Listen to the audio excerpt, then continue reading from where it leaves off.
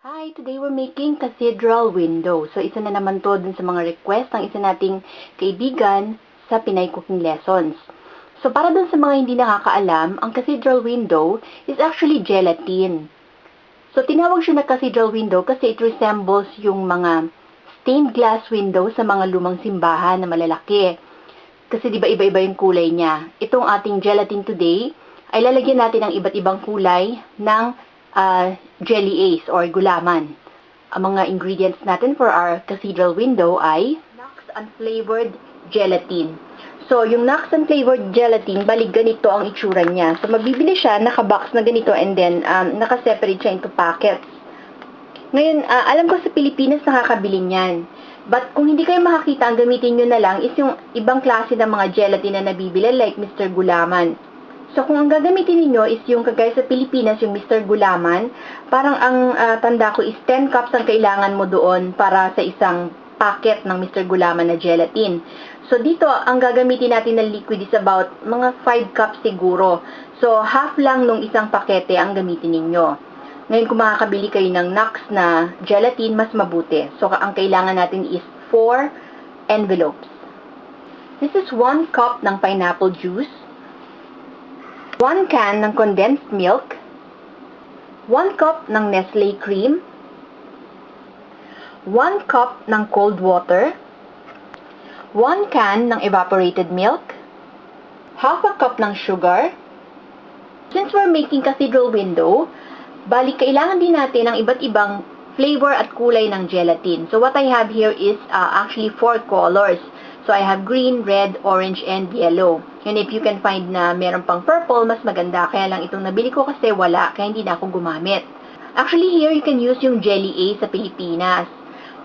Mga 2 pack siguro nun ang kakailanganin nyo. Dito, I used about 15 pieces each ng bawat kulay ng ating gelatin. So, yung ating gelatin, kinat natin into small pieces. So, yan ang mga ingredients na kailangan natin para sa ating cathedral window. So, what I have here dito sa ating pot is our 1 cup ng cold water. So, i-dissolve natin dun sa ating cold water yung ating gelatin.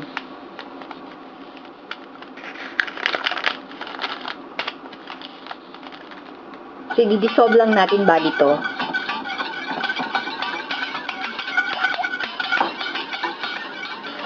So, nung ma-dissolve na natin yung ating gelatin, isasalang natin siya sa apoy. So, over medium-low heat, papakuluin natin ito ngayon. Habang pinapakulo natin yung ating gelatin, i-stir lang natin siya continuously.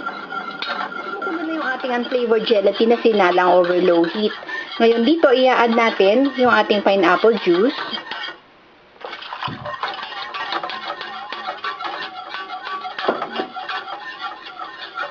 Yung ating evaporated milk. Yung ating condensed milk. Pati yung ating Nestle cream. And then, we're gonna add 1/4 cup ng sugar.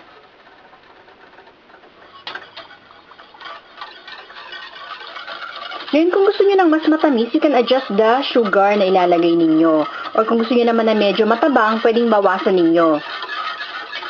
Kapag nahalo na natin lahat yung ating mga ingredients at nailagay na natin yung gusto nating amount ng sugar, pwede na nating patayin yung apoy. So, ito bali yung magiging base ng ating cathedral window. Ngayon, ang gagawin natin dito is ita-transfer natin siya sa isang bowl at i-refrigerate hanggang lumapot siya ng konti. So, hindi pa natin pwedeng i-add yung iba't ibang kulay ng jelly natin dito. Kasi ang mangyayari sa kanya is lulubog lang sila sa ilalim. So, hindi magiging evenly distributed dito sa ating pinaka-base yung iba't ibang kulay ng gelatin. So, ilalagay muna natin to sa ref at ihintayin natin na mag-cool down at lumapot. Tapos, babalik tayo. So, ito na yung kanina na pinaka-base ng ating cathedral window na nilagay natin sa ref. So, mapapansin ninyo, lumapot na siya although hindi pa siya fully set. So, ngayon po, pwede na natin i-add yung ating jelly ace na hiniwa ng maliliit. So, unahin natin yung red.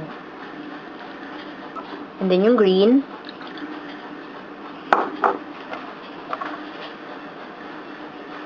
Yung orange.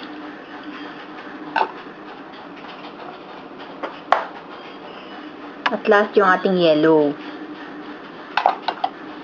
So, i-mix lang natin to.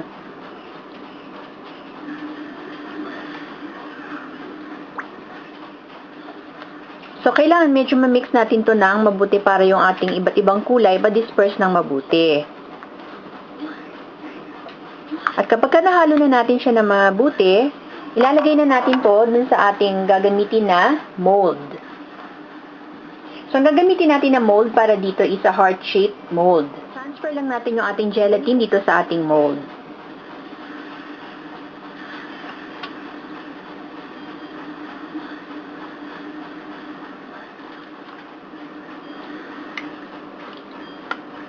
Transfer yung ating gelatin dun sa ating mold, kailangan natin to na i-refrigerate para mag-set fully yung ating gelatin. So, babalikan natin to pagka-set na. This is our serving art cathedral window. Nung nag-set na finally yung ating gelatin sa ref, binaliktad natin siya sa isang magandang platter. Tamang-tama ito ngayong magpapasko. Very festive kasi yung colors niya. So, sana nagustuhan niyo itong ating video at sana i-try niyo naman itong ating recipe for today. Hanggang sa susunod ulit, maraming salamat sa panonood.